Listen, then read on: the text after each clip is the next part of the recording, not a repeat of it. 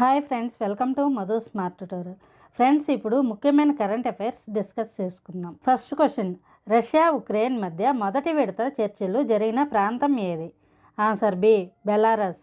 వివరాలు చూస్తే, ఉక్రెయిన్పై రష్యా యుద్ధం నేపథ్యంలో జరిగిన రష్యా ఉక్రెయిన్ మొదటి విడత చర్చలు అసంపూర్ణంగా ముగిశాయి. ఇరు దేశాల అధికారులు బెలారస్ సరిహద్దులోని గోమెల్లో సమావేశమై సంక్షోభంపై చర్చించారు. అయితే చర్చల్లో కీలక నిర్ణయాలేమీ జరగలేదు. మరోమారు సమావేశం కావాలని ఇరుపక్షాలు అంగీకరించాయని రష్యాకి చెందిన స్పుత్నిక్ మీడియా తెలిపింది. తమ దేశంతో పాటు క్రిమియా, డాన్బాస్ ప్రాంతాల నుంచి బలగాలను వెంటనే ఉపసంహరించుకోవాలని రష్యాను ఉక్రెయిన్ డిమాండ్ చేసిందని తెలిపింది. నెక్స్ట్ క్వశ్చన్, ప్రపంచంలోనే అతిపెద్ద సరుకు రవాణా విమానం ఏది? ఆన్సర్ ఏ, ఆంటోనోవ్ AN-225. వివరాలు చూస్తే, ప్రపంచంలోనే అతిపెద్ద సరుకు రవాణా విమానంగా పేరొందిన ఆంటోనోవ్ AN-225 లేదా మిరియా స్వప్నంను రష్యా సైనికులు ధ్వంసం చేశారు.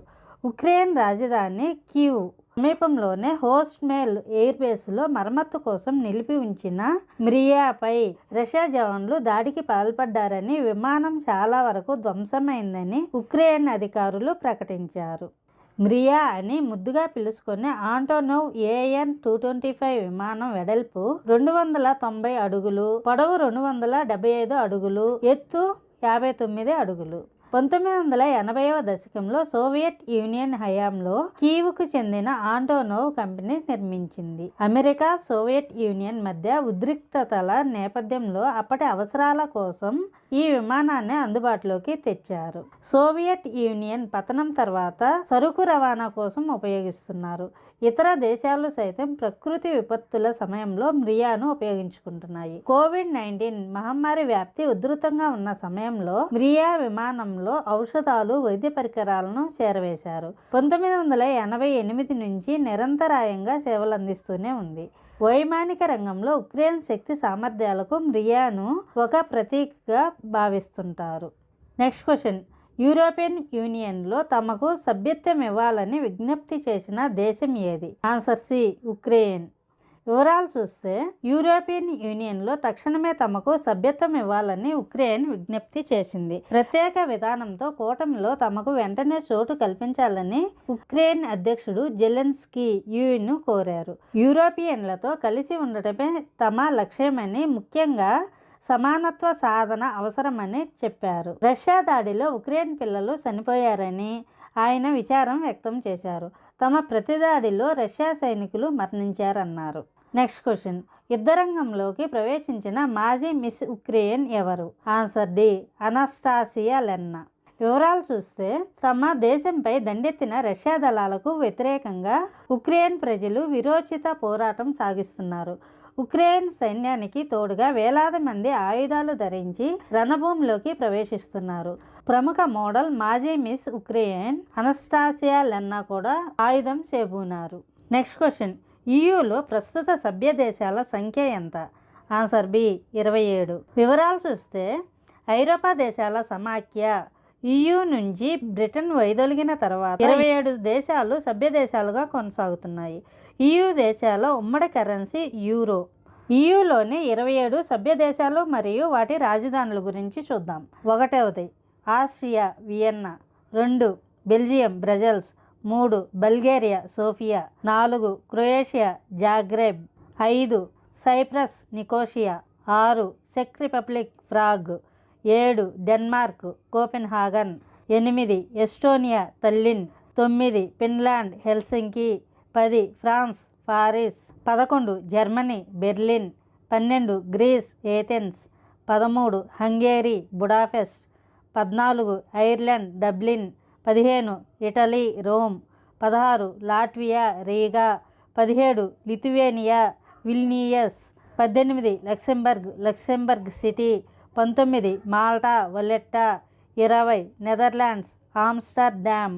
21, Poland Warsaw. 22, Portugal Lisbon. 23, Romania Bucharest. 24, Slovakia Bratislava. 25, Slovenia Ljubljana. 26, Spain Madrid. 27, Sweden Stockholm. Next question, association of tennis professionals ATP ర్యాంకింగ్స్లో అగ్రస్థానం కైవసం చేసుకున్న ఆటగాడు. Answer B, Roger Federer. వివరాలు చూస్తే అసోసియేషన్ ఆఫ్ టెన్నిస్ ప్రొఫెషనల్స్ ప్రకటించిన ప్రపంచ తాజా ర్యాంకింగ్స్లో Russia tennis star Daniil Medvedev number 1 స్థానాన్ని అధిరోహించాడు. 2020 ఫిబ్రవరి నుంచి టాప్ ర్యాంకులో కొనసాగుతున్న సెర్బియా స్టార్ నోవాక్ జోకోవిచ్ను 2వ స్థానానికి నెట్టేసి మెద్వెదేవ్ అగ్రస్థానాన్ని కైవసం చేసుకున్నాడు. 2022 ఏడాది ఆస్ట్రేలియన్ ఓపెన్లో రన్నరప్గా నిలిచిన మెద్వెదేవ్ 8,615 పాయింట్లతో నంబర్ 1 ర్యాంకును దక్కించుకున్నాడు. జోకోవిచ్ 8,465 పాయింట్లతో 2వ ర్యాంకుకు పడిపోయాడు. నెక్స్ట్ క్వశ్చన్, అంతర్జాతీయ ఒలింపిక్ కమిటీ ప్రధాన కార్యాలయం ఎక్కడ ఉంది? ఆన్సర్ ఏ, స్విట్జర్లాండ్. వివరాలు చూస్తే అంతర్జాతీయ ఒలింపిక్ కమిటీ ఐఓసి రష్యా యుద్ధోన్మాదాన్ని తీవ్రంగా ఖండిస్తుంది. రష్యాతో పాటు ఆ దేశ మిలిటరీ చర్యకు సాయం చేస్తున్న బెలారస్ పై అంతర్జాతీయ క్రీడా సమాజం నిషేధం విధించాలని గట్టిగా కోరింది. ఐఓసి ప్రధాన కార్యాలయం స్విట్జర్లాండ్లోని లూసానే నగరంలో ఉంది. ప్రస్తుతం ఐఓసి ప్రెసిడెంట్గా థామస్ బాచ్ ఉన్నారు. మరోవైపు ప్రపంచ బ్యాడ్మింటన్ సమాఖ్య రష్యా బెలారస్లకు కేటాయించిన బ్యాడ్మింటన్ టోర్నీలన్నీ రద్దు చేసింది. అంతర్జాతీయ అక్వాటిక్స్ సమాఖ్య 2022 ఆగస్టులో రష్యాలో నిర్వహించాల్సిన ప్రపంచ జూనియర్ స్విమ్మింగ్ ఛాంపియన్షిప్ను రద్దు చేసింది. నెక్స్ట్ క్వశ్చన్, ఎలీనా స్వితోలినా ఏ క్రీడలో ప్రసిద్ధురాలు? Answer C, tennis.